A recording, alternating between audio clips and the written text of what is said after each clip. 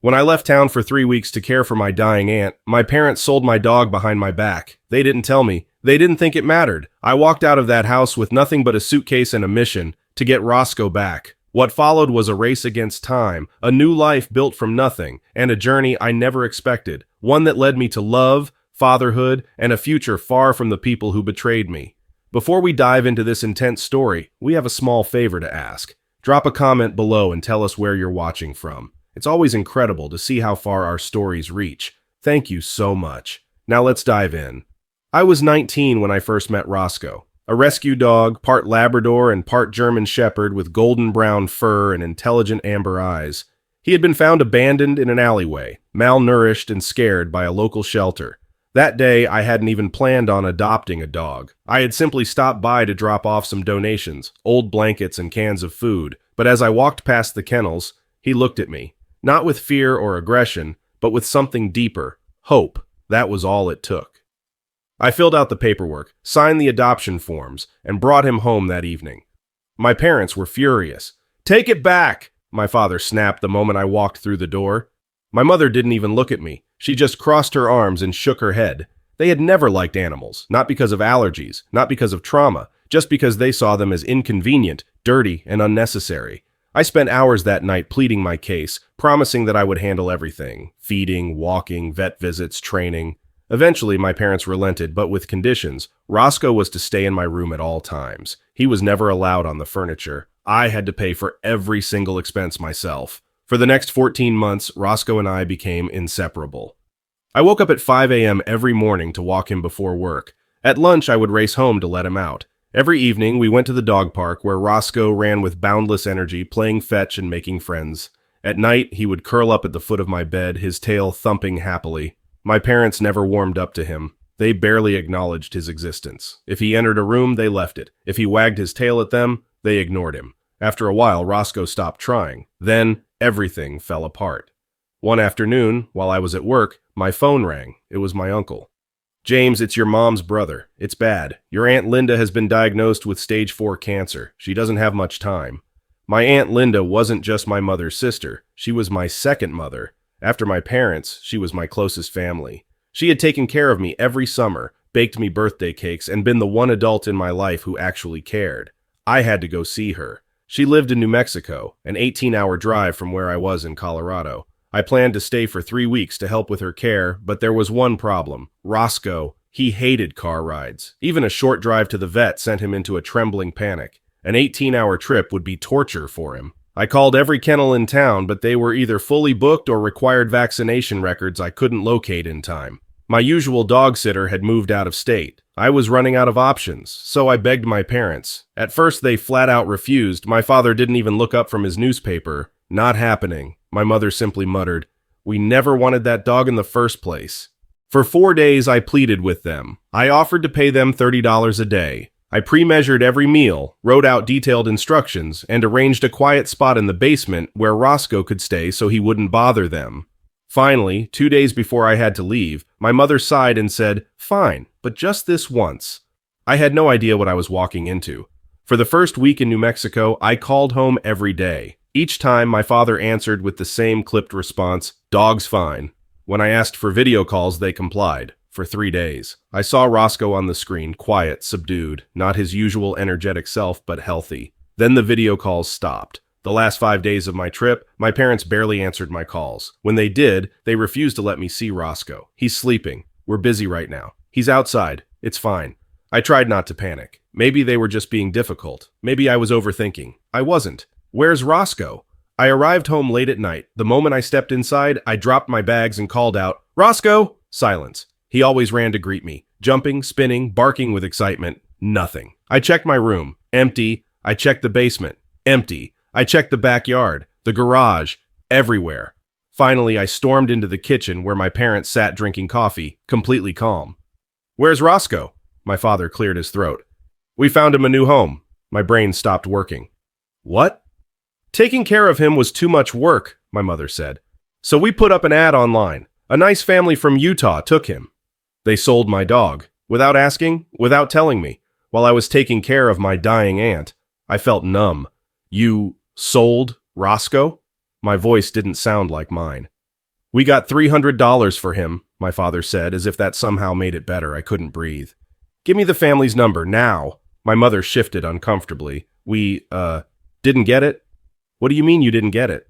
It was a cash deal, she said, avoiding my eyes. Something snapped inside me. Without another word, I grabbed my parents' laptop and started digging. They yelled at me for violating their privacy, but I didn't care. After 2 hours of searching through their deleted emails, I found it. An address. The people who took Roscoe didn't live in Utah. They lived in Phoenix, Arizona. I had less than a day to get him back before he disappeared forever. So I did the only thing I could. I packed my bags, walked out of that house, and never looked back. I threw everything I could fit into 2 suitcases, grabbed my car keys, and walked out of my parents' house for the last time. They didn't try to stop me. They just watched. My father with his arms crossed, my mother with that same unbothered expression she had worn when she told me they sold my dog like an old piece of furniture. I didn't say goodbye. I didn't look back. The only thing on my mind was Roscoe. The address I found in my parents' email was in Phoenix, Arizona. I had no idea if it was still accurate. My parents could have lied about that too, but it was my only lead. I drove through the night. I didn't stop. I barely ate. I kept checking my phone, terrified that the family might suddenly list him for sale again or move away. By the time I reached Phoenix, the sun was rising. My hands were shaking as I parked outside the house from the email. I had no plan. All I knew was that Roscoe was inside. I rang the doorbell, twice. A woman in her 30s opened the door holding a toddler on her hip. She looked confused. "Can I help you?" I took a deep breath. "I'm so sorry to bother you, but I think my parents sold you my dog without my permission."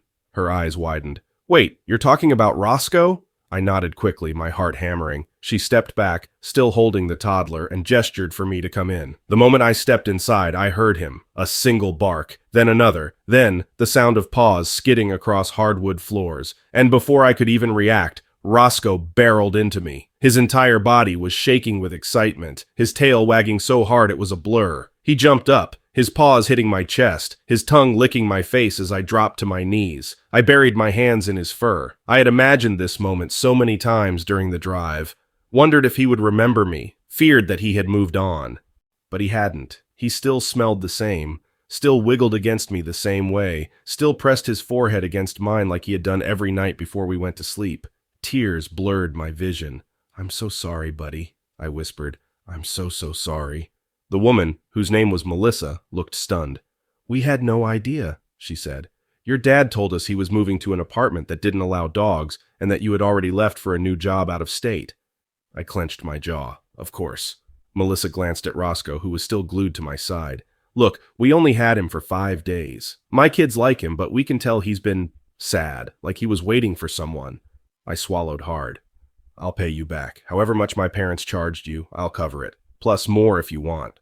Melissa shook her head immediately. "No, you don't owe us anything. He belongs with you." I exhaled. For the first time in days, I felt like I could finally breathe. 30 minutes later, Roscoe and I were on the road again, together, but I had nowhere to go. I couldn't go back to my parents. I wouldn't, and that meant starting from nothing. I drove back to Colorado, Roscoe in the passenger seat, his head resting on the armrest, his eyes watching me with that familiar trust. I was still reeling from the betrayal, but at least I had him. The road stretched ahead of me, and all I could think about was the mountain of unanswered questions. What now? I was homeless. Not in the dramatic, lost everything in a fire kind of way, but in the I have nowhere to go and no one to call kind of way.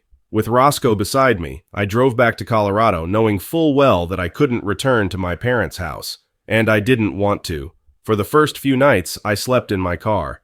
It was cold, uncomfortable, but Roscoe didn't seem to care. He curled up beside me in the back seat, resting his head on my leg like he had done 1,000 times before. I spent the next week searching for a place to stay. Everywhere I looked, I hit the same problem: money. Most apartments wanted first and last month's rent plus a security deposit. I barely had enough for gas and food. Cheap motels charged pet fees that tripled the cost of staying there. Couch surfing wasn't an option. Most of my friends had moved away for college or didn't have space. After 2 weeks of bouncing between parking lots and rundown motels, I caught a break. One of my old high school friends, Ethan, saw me walking Roscoe outside a gas station and immediately knew something was wrong. "Dude, are you okay?" I wasn't. When I explained what happened, his jaw dropped. "Your parents sold your dog while you were taking care of your aunt and then lied about it?" "Yep." Ethan didn't hesitate. I don't have much space, but you can crash on my couch until you figure things out. It wasn't ideal, but it was a start. With a roof over my head, I focused on finding a steady job. I started working at an automotive parts store, making barely enough to survive. It wasn't glamorous, but it paid the bills. Barely. I woke up at 4:30 a.m. every morning to take Roscoe on long runs before work. He had given me everything. The least I could do was make sure he was happy. For the next 6 weeks, I bounced between friends' couches while trying to find a permanent home. Eventually, I found a small room for rent in a shared house. It was barely big enough for a bed and a dresser, but the landlord allowed dogs. That was all I cared about. It was slow progress, but progress nonetheless. 3 months in, I got promoted at work. A $2 raise wasn't much, but it was a step forward. 6 months in, I picked up an evening job at a warehouse, loading trucks. Grueling work, but it meant I could finally save up for my own place. A year in, I found a studio apartment, tiny but mine. For the first time in forever, I had a home. And through it all, Roscoe stayed by my side. By the time I turned 21, I had clawed my way out of rock bottom. I wasn't rich, I wasn't thriving, but I was stable. I had a studio apartment, 2 steady jobs, and Roscoe. That was enough. Then one ordinary morning, everything changed. It started with a coffee run. I had barely slept after my late shift at the warehouse and needed something to keep me functioning before heading to my morning job. I took Roscoe on a walk to the cafe down the street. As I stood in line, Roscoe sat patiently by my side. That's when I heard a voice behind me. "Is that a lab mix?" I turned around to see a woman with red hair tied in a ponytail, holding a coffee cup in one hand and a dog leash in the other. At the end of the leash was a golden retriever, wagging her tail excitedly at Roscoe. "Yeah," I said, a little thrown off by how direct she was. "Lab and German Shepherd. What about yours?" "Bailey," she said, nodding to the retriever. "She's a handful, but she keeps me active." Roscoe and Bailey sniffed each other. A second later, they were wagging their tails, running in playful circles. The woman smiled. "I'm Allison." I didn't think much of it at first. We chatted about our dogs, exchanged numbers in case we ever wanted to set up a dog play date, and that was that. But a week later, Allison texted me. "Hey James, Bailey and I found a great hiking trail outside the city. Want to join?" I hesitated. I hadn't been out with someone in a long time, but something about the offer felt different. I said yes. That weekend, we took our dogs hiking together. Bailey and Roscoe became instant best friends. So did we. The conversation was effortless. I told her about my jobs, about Roscoe, about how much life had changed since I left my parents' house. I didn't expect her to understand, but she did. "I know what it's like to build your own life from nothing," she admitted. "It's exhausting, but it's worth it." That hike turned into weekly outings. Weekly outings turned into late-night talks. Late-night talks turned into something more. By the time I turned 25, I had been promoted twice. I was now a logistics coordinator at a growing manufacturing company, making enough to finally live comfortably. Allison had climbed the ranks in HR at the same company, and somewhere along the way, we fell in love. We moved in together. Roscoe and Bailey became inseparable. We spent weekends camping, hiking, and watching old movies on the couch. For the first time in my life, I felt like I belonged somewhere. Then, one day, Allison sat me down with a nervous smile. "James," she said, her hands trembling slightly. "I'm pregnant." The words hit me like a tidal wave. "I'm pregnant." I stared at Allison, my brain scrambling to catch up. 100 emotions *** collided all at once. Excitement, fear, disbelief, love. "We're going to have a baby?" I finally managed to say. She nodded, eyes searching mine. "Yeah, we are."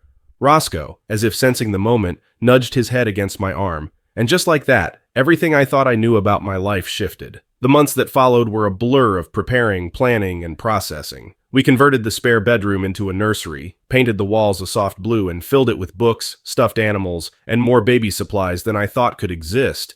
But the biggest surprise? Roscoe. As Allison's pregnancy progressed, he became her shadow. He slept by her side, followed her from room to room, and would whine softly whenever she seemed tired or uncomfortable. When we finally brought our son Ryan home from the hospital, Roscoe was gentle, cautious, protective. He sniffed the baby, then curled up next to the crib as if standing guard. I watched him, heart swelling. This was my family.